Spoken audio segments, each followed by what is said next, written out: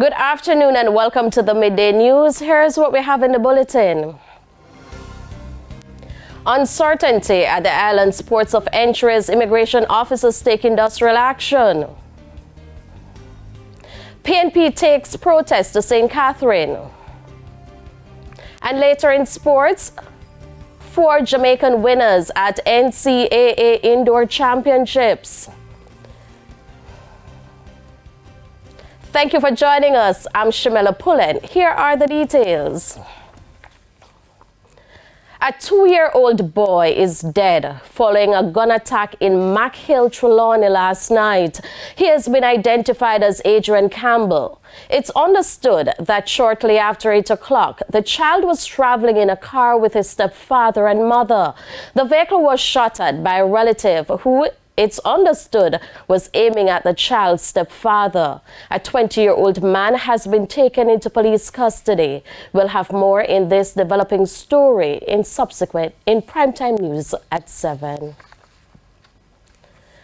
Persons using the island's 2 international airports are experiencing major delays. This as immigration officers protest the slow pace in resolving outstanding issues. General Secretary of the National Workers Union, Granville Valentine, is urging the Minister of Finance to meet with him today. Lorraine Mendez reports. The protest is in relation to the restructuring under the compensation review and other long-standing issues, including the non-payment of a special allowance and disparity in the payment of seniority allowance. Some of the workers have reported sick or are on go-slow. General Secretary of the National Workers Union, Granville Valentine, wants a meeting scheduled for tomorrow to be rescheduled as he expects the protest to intensify. I will avail myself, my union will avail ourselves for any meetings that need to be had, and we will be going there to champion in the cause of our members. Their needs need to be addressed with some level of urgency. It cannot continue this way. We are not of the view that the management has the interests that it would take in order to propel the PICO workers' settlement or their compensation review settlement. And we call on the Minister of Finance that is leading this charge to ensure that this doesn't get worse. In the meantime, CEO of the Passport, Immigration and Citizenship Agency, Andrew Winter, says measures are in place to minimize any disruption at the Norman Manley and Sangster International airports due to the industrial action by immigration officers. Mr. Winter says he does not expect the protest to extend to PICA offices. We will ensure that the traveling public, there is minimum delays, and we will try to ensure the operations run as smoothly as possible. Mr. Winter says the management of PICA is to meet with the Ministry of Finance today to discuss the complaints about the compensation review program. There have been some anomalies with the new compensation, and we are going to discuss with the Ministry of Finance today those issues we are having. Lorraine Mendez, TVJ News. Now, this latest protest comes on the heels of the signing of the wage offer by doctors and teachers. The private sector organization of Jamaica has been reacting. Karen Simpson reports. After rejecting the government's offer last Wednesday, JTA delegates met again on Sunday to consider a new deal. In the end, 629 delegates voted to accept the offer, while 147 voted against it. And after weeks of back and forth, the Jamaica Medical Doctors Association, JMDA, reached a deal with the Finance Ministry. The doctors have been promised that retroactive payments and grand salary increases will be paid to doctors on contract in the public health sector. That it is important to know that this offer, while not perfect, does have many things that have been lobbied for decades. So we're now able to get every doctor who was in a fixed-term contract into a post. Now the doctors will be moving in April 1, 2023 as opposed to 2022, which now meant that because we could get our doctors into a post, then all the doctors would be on equal footing in terms of being in a post. Before this, there was a discrepancy that was being made between doctors hired into fixed-term contracts versus doctors in a post. This way, every single person would now be in a post and be compensated equally. The private sector organization of Jamaica, PSOJ, had been appealing to the parties to come to a truce, particularly given the disruptions in the education system last week. It's why PSOJ President Maitri Siaga says the development is a step in the right direction. I commend the leadership of the organizations and I commend the minister for being able to sit at the table in a mature manner and work out the issues that needed to be worked out. Mr. Siaga says normalcy can now return to the economy. Jamaica has won for that. So some people are talking about, oh, the minister has won or the government has won. I think that's rubbish. I think that who has won are the children and the people of Jamaica. At the same time, the police are yet to sign the wage agreement due to what the unions say are several sticking points. Mr. Siaga is hoping that these will be addressed soon. I call on them to the leadership of their organizations to come to the table and finalize an agreement so that we can get on with the business of Jamaica. Carrie-Ann Simpson for TVJ News. Scores of placard-bearing People's National Party supporters gathered in the Spanish Town Square this morning. They are protesting against what they describe as the poor treatment of public sector workers by the government. Chief among them are the teachers, police officers, and healthcare professionals. Of equal importance is what they say is the poor handling of the country's affairs.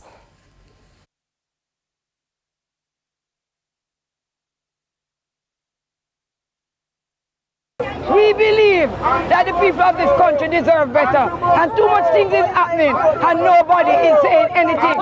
People need to be spoken to, not to be talking down to.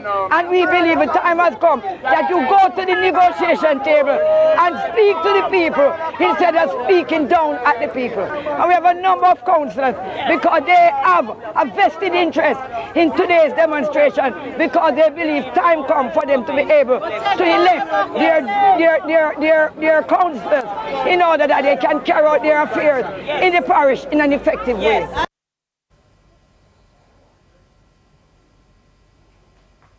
This is the second protest by the PNP last week. The party leader led protesters in Crossroads. It's time for a break. Stay with us. More stories when we return. Welcome back to the Midday News. Concerns are being raised about the number of bushfires now taking place across the island. The most recent was in Jacksonville, St. Andrew on Sunday. The Jamaica Fire Brigade says the team is still on location doing cooling down operations. When we look at February of 2023, we received 1,303 bushfires. Mr. Ebanks also said the drought is a contributing factor. Firefighters are challenged by the water restrictions. However, we have some underground sources that we can lift water from. However, we are being assisted by the JDF and they can't access those sources. So the JDF will have to lift from one of the reservoirs or the dams. So that will impact the water levels in these areas. In terms of resources, we were lucky to have received some 30 new fire trucks last year from the government. So those are full in use. The police have cleared a roadblock in Jamestown off Lyndhurst Road in St. Andrew. The residents used debris to block the road in the protest against what they say was a case of police brutality. Reports reaching our news center are that shortly before 10 this morning, a police party was on patrol when they stopped and accosted a man whom they identified as being wanted. The residents claim the man was beaten. He is now in police custody. Residents of Tucker in St. James are bemoaning the increase in crime and violence in the community. On Sunday, they collaborated with the Granville Police, the Jamaica Defence Force, and churches in a peace march. More in this report. of residents took to the streets in the community of Tucker St. James as a symbol of protest against the recent flare-up of violence in the area. Since the start of the year, criminals have firebombed several houses, while 2 men were shot and killed. I live in Tucker for about 27 years, and this is the worst time I ever seen Tucker. Crime and violence helps no one. We are tired of fatherless and motherless children in this country because of crime and violence. The people are longing for the community to return to its glory days when it was peaceful. What would I like to happen in Tucker right now? We come back together as one. Love each other. There is no need to fight and kill off one another, because it not benefit with nothing. So that, like the young youths them, if you put on what they have, give their life to God, because there is nobody but God. And to be honest with you, we may have Goliath problems, but we have David solutions. Us being here, having the police forces with us, having restorative justice, having PALS, having the Citizens Combined Association, us as a CDC, having our young persons out here marching. This is a sign that we're bringing back Tucker to what it used to be. The residents of this community and all communities in Jamaica must be able to rear their children in peace, love and prosperity all over this country. And the police too have concerns. We have, along with the military, we have maintained a presence and continue to reach out to the citizens for help and for assistance where they can, and reassure them that we are there to protect them. Why are we killing each other so much when the Bible is so clear? It says when in our anger we're not to sin, we're to ponder on our beds at night and remain silent. The Bible says that we're to take everything to God in prayer, and that vengeance is His, it's not ours. So now to reach to the point where we are supposed to be one and we're called to love each other because God is love, killing each other is not a reflection of love.